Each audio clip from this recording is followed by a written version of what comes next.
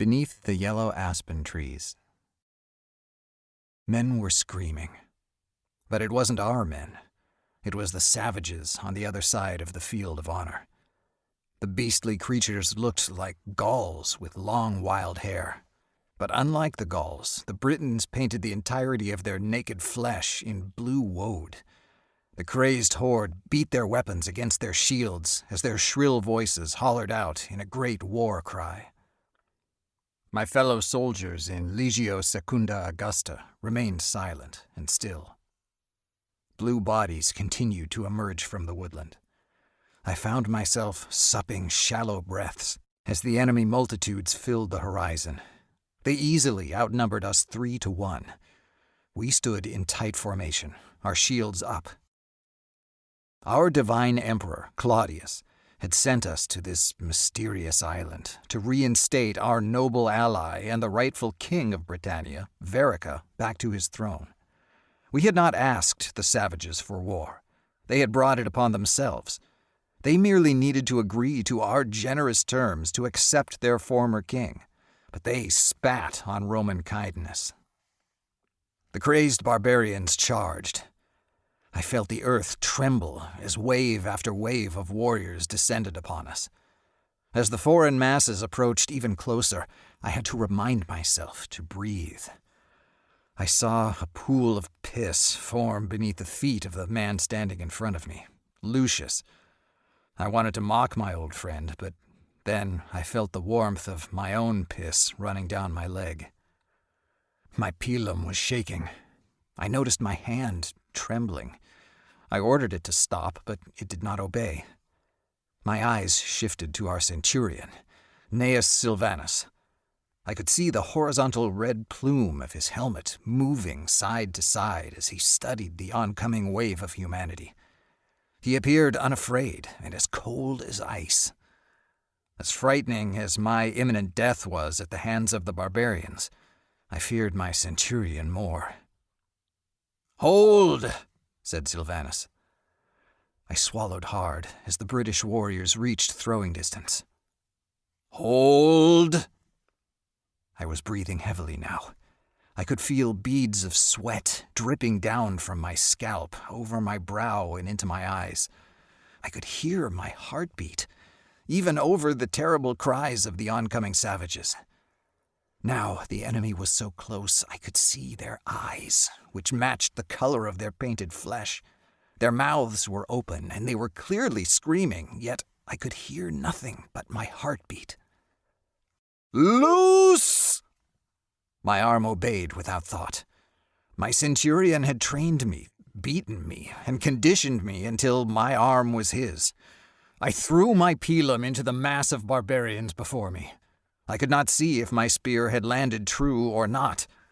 In one smooth, unthinking motion, I unsheathed my sword. Bodies crashed into our shields. I felt my feet slide back in the mud.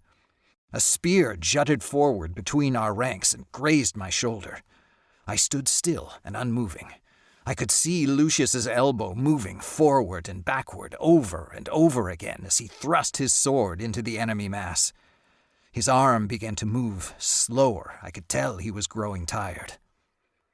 I heard no sound until my centurion blew his whistle. I tightened my grip on my shield. Lucius made his way back to the end of our row of soldiers, and I instinctively stepped forward into his place. It was done in perfect form, just as we had practiced over and over until our feet were raw. Now I was on the front line. "Thrust! Don't slash!" shouted Silvanus. The barbarians seemed awed by this maneuver, for they had no formations or any semblance of organization. Warriors clad only in bravery. The white teeth of a screaming man gnashed in front of me. I could feel some resistance as I thrust my sword forward, though I was not sure if I was hitting anything.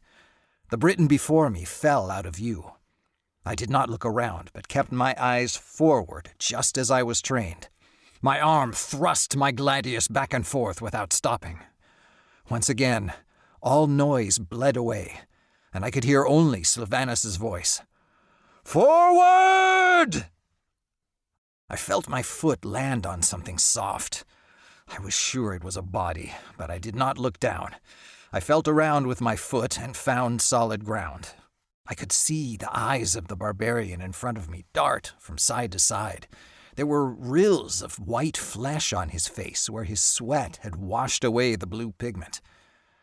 I heard Sylvanus's whistle. I didn't realize I had already made it to the back of the formation until I saw Lucius standing in front of me once more. I had obeyed and carried out the maneuver without thought. My whole body shook. I could not make it stop. I began to wonder if there was something wrong with me, but then I noticed that Lucius and the men at my side were trembling as well. I slowly made my way back up the line. As men got rotated from the front of the line to the back, our wet tunics dripped with sweat and piss. The whistle blew, and once more I found myself in the front of the formation. I saw no faces, only the backs of retreating natives.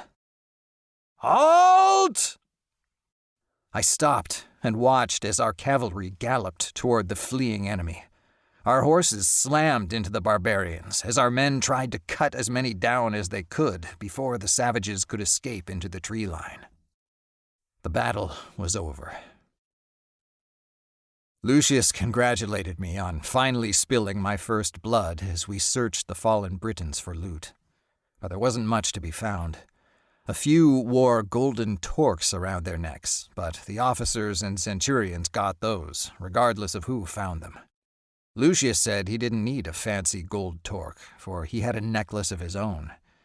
He revealed a string of shriveled-up black things. He pointed at each of the macabre objects. "This one is from Germania. This one is from Belgica. This one is from Gaul, and now I will have one from Britannia." I dry-heaved when I realized it was a collection of ears, and then heaved again when I witnessed my comrade in the process of cutting off an ear from a fallen Briton to slide onto his necklace. He and the other members of my cohort pointed at me and bellowed with laughter. Lucius slapped my back. He had just finished tying the macabre ornament around his neck when our centurion approached. Sylvanus yanked the necklace off Lucius's neck and threw it into the blood-sodden field. "That is not part of your raiment." Lucius looked as if he might run after his string of trophies, but he didn't dare do it with our centurion present. Instead, he sulked like a child who had his favorite toy taken away. At first, I was ecstatic at having shed the blood of the savages. Now, I wasn't sure how I thought about it. Going from quiet village life to chaos, it was all too much to ponder at once. I had traveled out of my village to the nearest arena several times and watched the gladiatorial games. I had watched men and beasts alike get run through in great spectacles of blood. But life on the battlefield seemed different somehow. Lucius read my troubled countenance and patted my back. "In time, you'll be just like me." That wasn't true. I would never be like Lucius. My family pleaded with me to not join the Legion. They were worried I would turn into a thug or some kind of monster. A monster? I was the lad who helped old woman Justina across the street carry her amphora filled with wine and olive oil. I was the one who fed my neighbor's songbirds when he was away, and I even gave the neighborhood beggar a coin on occasion. I joined the Legion to protect Rome, to protect my family, to do good. How could they think such things? It wasn't cold, but I still trembled that night in my tent. The faces of the fallen flashed in and out of my mind's eye. I knew there would be blood, but it was not supposed to be like this. I couldn't imagine Alexander or Caesar shaking in their tents, their minds overcome with nightmares. I tried to congratulate myself for slaying Rome's savage enemies, but for reasons which were beyond me, I couldn't stop trembling. My family had no land, no slaves, and a poor wretch like me wasn't going to find a wife very easily. After I heard the stories of legionnaires getting grants of land and plunder from the vanquished, I began to debate joining the Legion. My grandfather was a veteran. He tried to talk me out of it. I almost listened. My grandfather said he knew a stonemason who was willing to take me on as an apprentice. With the amount of construction going on, it was a very good opportunity. But I wanted land, adventure, and most of all, I wanted to be part of something greater than myself. While I was growing up, Rome was more of an idea than a reality for someone living in a faraway village like me. I knew the emperor was divine and that our laws came from the city, but I had never set foot in it. That all changed 2 years ago, when I had the chance to travel to the center of civilization. Upon entering Rome, I passed through narrow streets lined with tall buildings. The crowded city was a sea of brick and terracotta, with merchants on every corner. People were everywhere, and I saw strange faces from foreign lands. I never imagined that so many souls could live in one place. As I walked toward the city center, brick facades gave way to marble, and soon I stood in the Forum itself. The magnificence of it all took my breath away. When I stepped foot upon the Forum, I no longer doubted that Rome was the beating heart of civilization, of enlightenment, of all that is good. Rome was where dreams lived. I signed up for the Legion that very day. With hardship, much of the island had been liberated. Still, men in blue war paint would appear in the tree lines, fire their arrows, and disappear back into the forest like ghosts. Every day we lost a soldier to such attacks. The commanders were growing increasingly impatient with the hit-and-run attacks. The men wanted to retaliate against the villages of our so-called allies, but the commanders forbade it. For now. I watched plumes of smoke spiral out of the nearby village of round thatched cottages. Britannia was cold, much colder than my village in Italia. The villages here looked similar to the ones I marched through in Gaul, and despite their primitive state, they had a rustic charm to them. The people here weren't civilized in the Roman sense, but they went about their lives in a way that reminded me of my former life back home. When I saw child slaves ripped from their sobbing parents to be taken onto ships, I felt a tinge of guilt. I did everything I could to suppress such sentimentality. I told myself that they were enemies of the state, and because of that, their fate was sealed. Still, something about it bothered me. I told myself that these people, if they could be called that, were simpletons, and reminded myself that they wouldn't amount to much. They certainly wouldn't go on to create modern marvels like aqueducts or baths or catapults, nor could the disorganized rabble ever hope to create colonies or grand cities, or have dominion over others. They were like children, and Rome was now their mother, and it was our noble burden to civilize them. Inside our newly constructed barracks, Lucius and the other men questioned why I bothered to write my experiences down in my journal. I told them it was for posterity.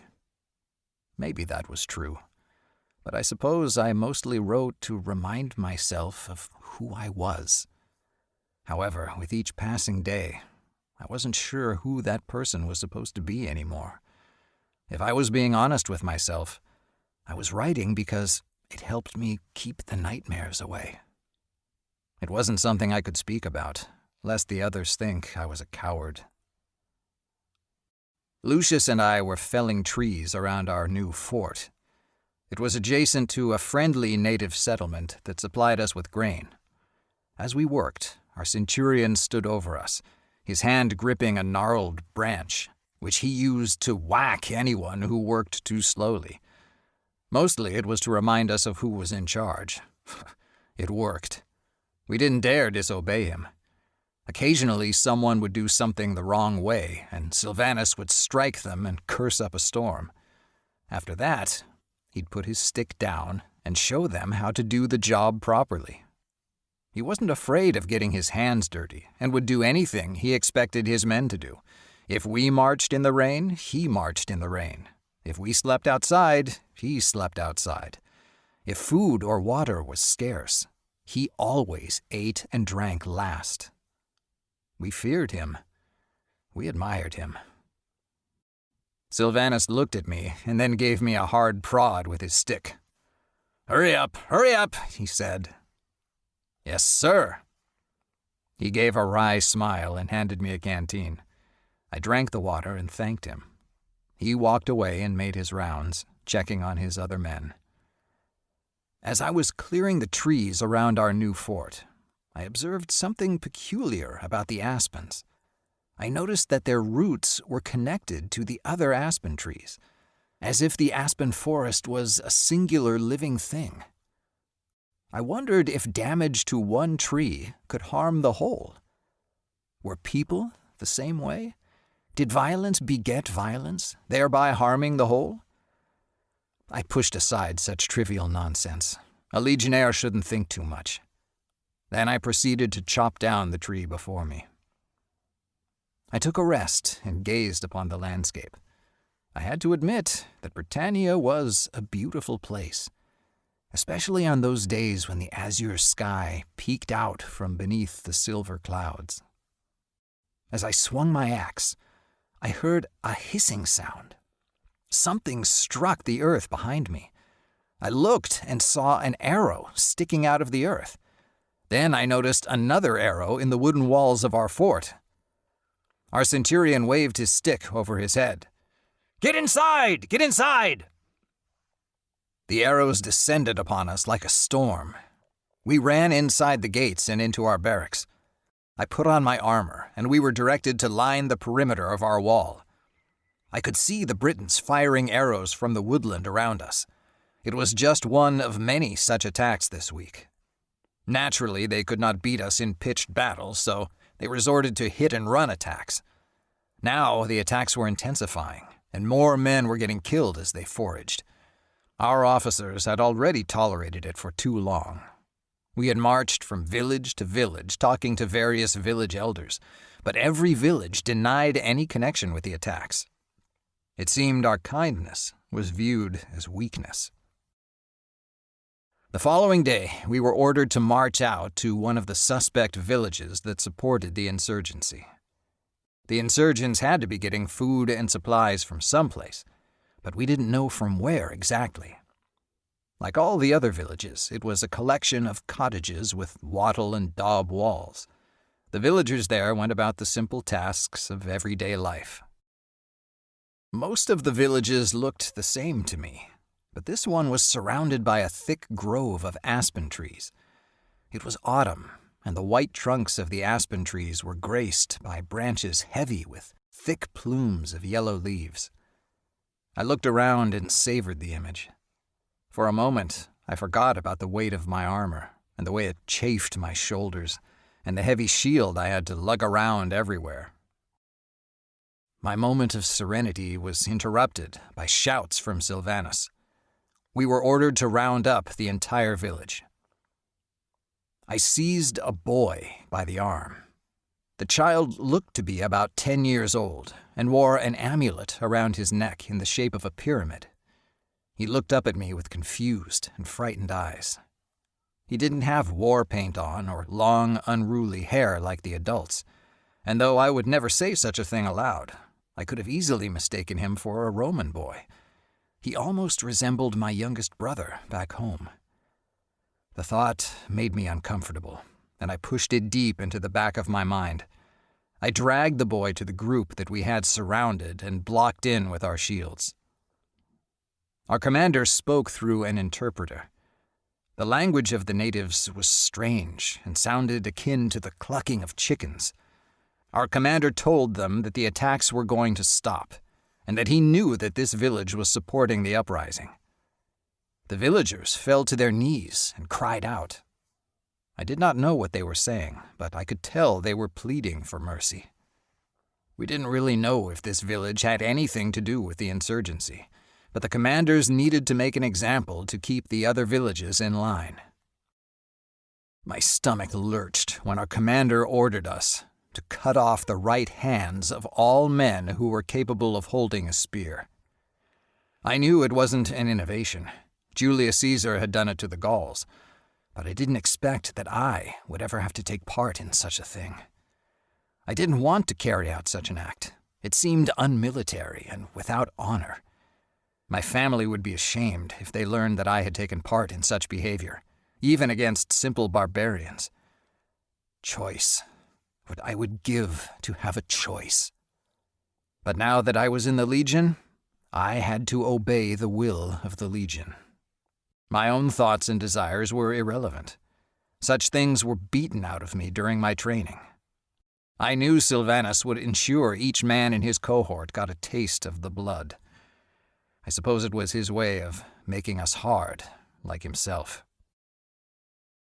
I remember I cheered like everyone else at the gladiatorial games, when man and beast alike were mauled. I cannot explain it, but the carnage of the games didn't seem real to me at the time. Perhaps it was because I was so far back in the stands, or perhaps it was because I wasn't the one carrying out the act. I was merely a spectator among all the other drunken spectators. A cold sweat came over me as the truth sank in. I was no longer a spectator. I heard the terrible moans and cries as hands were separated from their owners. I walked under the yellow aspen trees. I stopped when I reached a white stump stained red. A pile of hands lay off to the side. The boy was dragged before me by my comrades. An axe was thrust into my hand. I felt the gaze of my fellow soldiers upon me. I told myself I wasn't a monster. I reminded myself that I was still that same young lad back home in the village. "He's just a boy," I said. My centurion stepped in front of me.